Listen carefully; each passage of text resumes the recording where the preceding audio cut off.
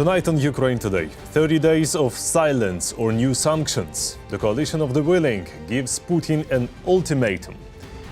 A trap for Putin. Why did the Russian dictator corner himself by offering direct peace talks with Ukraine? Weapons for Ukraine. The US gives the green light for missile transfers from Germany. Der Spiegel says future supplies will be classified. Imperialist aggression. Newly elected Pope Leo speaks out on Russia's war against Ukraine. And Maria's hallucinations. Russian Foreign Ministry spokeswoman claims she saw a bag of cocaine in the train with Western leaders. All this and more on Ukraine Today.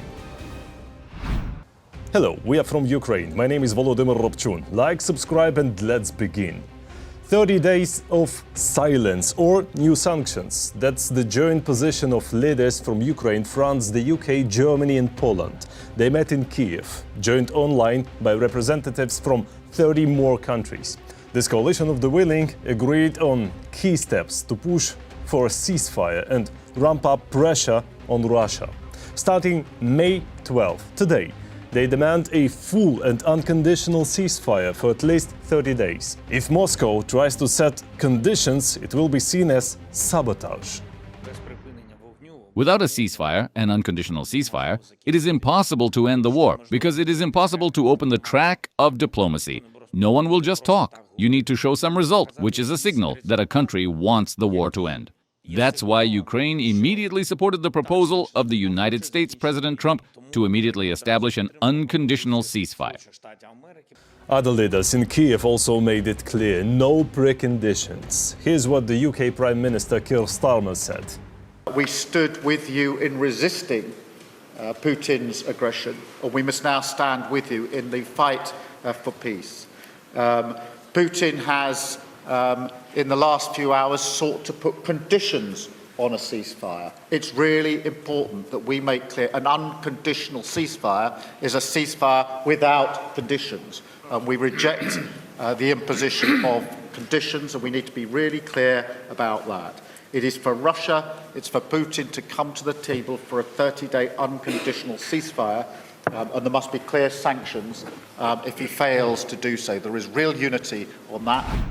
And suddenly, Putin speaks. In the middle of the night, right after the Kiev summit, the Russian dictator calls for direct negotiations with Ukraine. He even names the date and location, May 15, Istanbul. Whoa, what a coincidence. Right after the word says ceasefire first or else, Putin wants to talk. But did he mention the ceasefire from May 12th? No, nothing. It's all about stalling again. We break it down in our next report. They themselves gathered journalists at midnight in the Kremlin as announced for a press conference, but at the same time immediately deprived them of the opportunity to ask questions. Given that it's already past midnight, we'll do without questions. But his statement regarding the content. And then they made everyone wait another hour and a half before the Tsar deigned to appear. By the way, without any apologies for being late. Good evening, or perhaps by now good night. I want to greet everyone, dear ladies and gentlemen. However, Peskov's announcement about the substance of the Bunker 1's statement turned out to be somewhat exaggerated. The most significant moment of the 20-minute reading from the paper was the proposal for direct negotiations with Kyiv as early as this Thursday. We propose to the Kyiv authorities to resume the negotiations that they broke off at the end of 2022. To resume direct talks. And I want to emphasize, without any preconditions. We propose to start without delay already next Thursday, May 15th, in Istanbul, the place where they were previously held and where they were interrupted. However, despite the apparent progress in the negotiation process, analysts saw several messages in these words at once. First of all, the word continue was used here, which means that the Kremlin is counting on not starting from scratch, as they claim publicly, but from where things left off more than 3 or 4 years ago. Putin proposed an important word. Putin proposed, here's the key word, to continue negotiations in Istanbul. When Russia speaks without conditions, it will continue negotiations in Istanbul. Why? This is the occupation of Crimea, recognition of Donbass, and then further reduction of the army, reduction of military production, and so on. Reducing the army, cutting military production, and so on and so forth. Moreover, in addition to these conditions, it's important to note another crucial point, as they like to say in Moscow, the realities on the ground. So, at the time of the delegation's meeting in Istanbul, the situation was drastically different from what we see on the front today. In March 2022, Russian troops were positioned near Kharkiv, near Kyiv, near Mykolaiv, near Sumy, and Chernihiv was almost encircled, with the risk of losing independence. There was a risk that the Russians could break through and capture these major cities at any moment. That's why, of course, at that time, Ukraine was prepared to make many concessions. Today, fortunately, that threat no longer exists. Through the incredible efforts of Ukrainian defenders, the occupiers were completely pushed back from the largest regional centers, Kyiv, Kharkiv and Chernihiv. Kherson was recaptured and the defensive line was established in such a way that over the past year, Russia has not managed to capture a single major city. However, there is now a different threat, the summer offensive by Putin. Ukrainian intelligence is indeed observing a buildup of manpower and equipment by the occupiers. And under these circumstances, the Kremlin clearly does not want to agree to a ceasefire, delaying it in every possible way, and additionally hoping to improve its negotiating position through new assaults. This behavior shows that Putin doesn't care at all about a ceasefire today. Nay-wise, he is using it for tactical purposes. Most likely, I think he will now try to deliver some kind of serious military blow to Ukraine. For this, he has prepared a sufficient number of reserves that can be sent to their deaths through meat grinder assaults, fierce, bloody assaults. I think that now Putin will launch an offensive along the entire front. And under these circumstances, he will demand peace on his own, even harsher and more humiliating terms for Ukraine. At the same time, analysts consider another crucial indicator of the Kremlin's ill intentions to be its rejection of the proposal from the coalition of the Resolute, which was made the day before. A 30-day truce, and during this time, any direct negotiations. Putin, on the other hand, proposes to sit down at the negotiating table without establishing a ceasefire. Putin wants to strike us and conduct negotiations at the same time. Look, your people are bleeding out. I'm hitting your children, hospitals, churches, schools. Doesn't it hurt you? Well then, accept any terms, and this nightmare will end. This is Putin's strategy. By the way, literally everyone understands this. Reactions to Putin's proposal started pouring in as early as the next morning. And what's more, they were remarkably similar to each other. Ukraine, France, Britain, Germany, and even the USA were unanimous on this issue. First, peace for at least a month, then the start of negotiations. Putin is being urged to cease fire starting today. But Ukraine sees it, and so does the world. President Zelensky made our position clear. We are ready to talk, only if the Kremlin confirms a real and lasting ceasefire starting May 12th. Even the fact that Russia is now thinking about ending the war, he said, is a good sign. But the first step toward peace is silence, on land, at sea and in the sky. President Macron backed him up. It means unconditional ceasefire in sky, on land, at sea, that should be long enough and that could be renewable.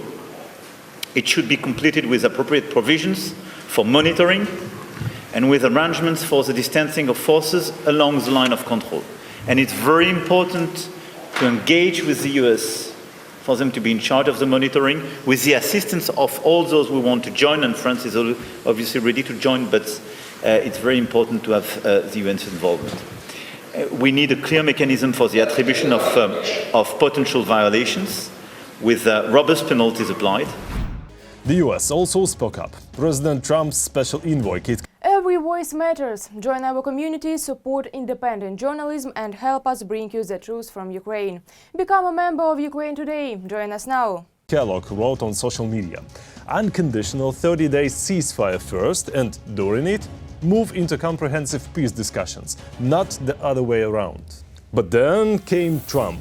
In Truth Social, he wrote, President Putin of Russia doesn't want to have a ceasefire agreement with Ukraine, but rather wants to meet on Thursday in Turkey to negotiate a possible end to the bloodbath. Ukraine should agree to this immediately. At least they will be able to determine whether or not a deal is possible. And if it is not, European leaders and the US will know where everything stands and can proceed accordingly. So, no unconditional 30-day ceasefire, but still peace talks. In short, Trump ignored Kellogg, ignored European leaders, and went back to his old script: give Russia what it wants. Art of the deal, huh? But don't worry. Putin and Trump just gave us a perfect chance to expose Kremlin hypocrisy. We have no problem negotiating in Ukraine. We are ready for any format. I will be in Turkey this Thursday, May 15th. I am waiting for Putin in Turkey, personally. And I hope that this time Putin will not look for reasons why he cannot do something. We are ready to talk to end the war. Thursday, Turkey. So that's it. Thursday, Turkey. You asked, you got it. We'll be watching closely. What do you think? Will Putin actually show up in Turkey on Thursday? Tell us in the comments. Here's what's interesting. China officially supports the 30-day ceasefire proposed by Ukraine, Europe and the US. Meanwhile, French and German officials gave Putin until the evening to agree to the silence on land, at sea and in the sky. Otherwise, more sanctions are coming. Back to Keith Kellogg.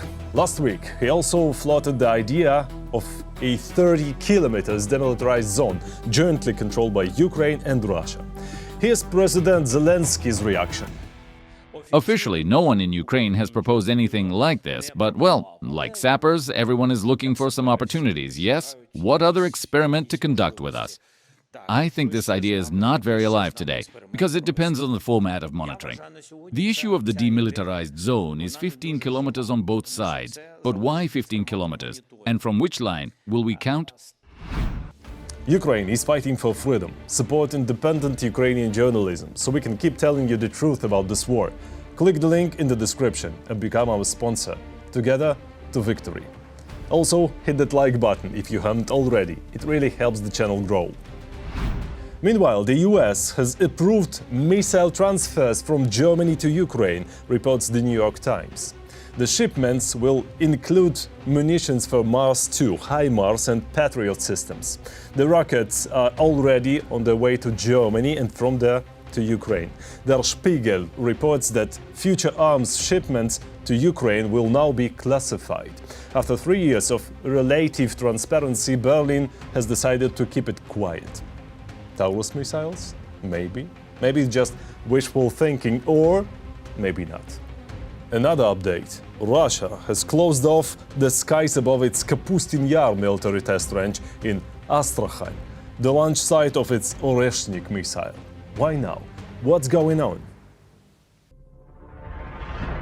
The Russian Federation is once again trying to intimidate Ukraine. Oh, I can just see myself right now. Ooh, several billion people will say, ooh, how scary. Ooh. In Russia, they've once again pulled out their imaginary joker and started waving it around.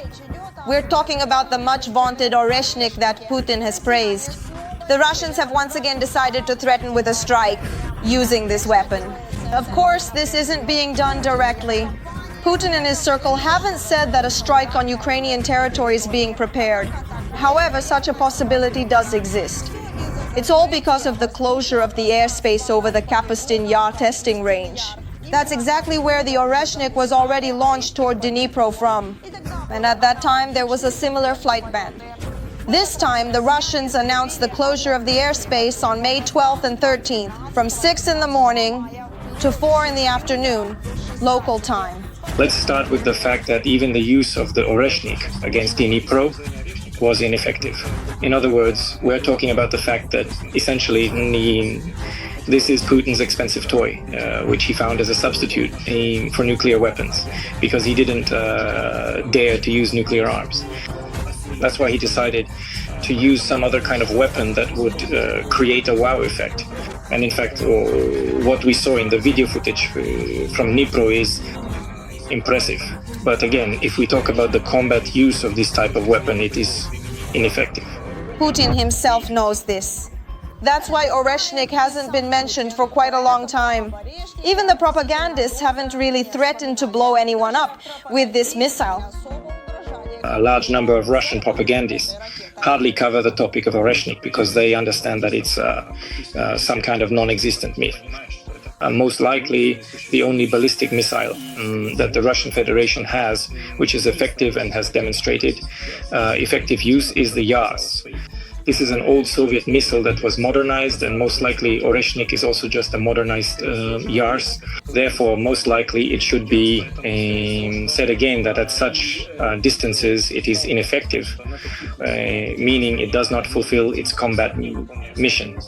It cannot carry a warhead that would cause or produce significant destruction. But if we talk specifically about the situation with the airspace, the Russians are indeed up to something. The closure will extend from the ground up to unlimited altitude. This is a standard measure during ballistic missile tests. Whether this is about Oreshnik or something else remains an open question. Russia is fighting according to doctrine, according to the Gerasimov doctrine. That is, it's not just about conducting military operations, but also about psychological pressure, strikes on the civilian population, and creating various other information waves that would lead to panic among the population. Therefore, the closure of the airspace can be seen, for example, as a measure, as an attempt to once again launch Russian propaganda using Oreshnik. But we should not seriously underestimate Russia in its pursuit of terrorism. Engineering-wise, this weapon isn't very effective, but for psychological pressure and the madness of the Russian Federation, Russia might use it. I'm confident another Oreshnik launch will fail, and Russia will lose Plesetsk and Kapustin Yar. If the Russian Federation still decides to launch the Oreshnik, we will find out about it soon. After all, we should not forget that Russia is required to notify the United States about the launch of such a missile. Washington, in turn, must notify Ukraine. As for the missile itself, in any case, it is nothing more than intimidation. The Russian Federation launches attack drones, cruise and ballistic missiles, glide bombs, and so on over Ukrainian territory every day. And the response to the Oreshnik should be the same as to any other means of attack. Do you hear the air raid siren? Go to shelter. Meanwhile, Robert Prevost, recently elected Pope and now known as Leo XIV, has condemned Russia's war against Ukraine. In an interview with the Peruvian Semanario Expresión, he stated that the goal of Russia's invasion is to seize the territory of a neighboring country. According to the pontiff, Russia's aggression against Ukraine is imperialist by nature. Leo XIV also urged the international community not to be afraid to acknowledge the horrors of this war and the evil that Russia is committing in Europe. There are many analyses of the conflict, the war that is currently taking place in Ukraine. From my point of view, this is a real imperialist invasion, where Russia wants to conquer the territory for reasons of power and its own superiority, because of its strategic location and because of the great value of what Ukraine has for Russia in cultural, historical, and industrial terms. It has already been proven that Ukraine is facing crimes against humanity. We have to pray God for peace, but I think we also have to be clearer in our position. Pope Leo XIV is expected to be officially enthroned on May 19th. And finally, let's end on a truly insane note. The Kremlin's top spokeswoman, Maria Zakharova, claimed she saw a bag of cocaine in the train carrying Western leaders to Kiev. French officials replied, when European unity becomes uncomfortable for Moscow, this information goes so far. A simple napkin starts to look like drugs. Honestly, if anyone knows what cocaine looks like, it's probably Zakharova. That's it for today. Thank you for staying with us. We read your comments and feel your support. Strength to our defenders. Glory to Ukraine. Like, subscribe, and see you soon.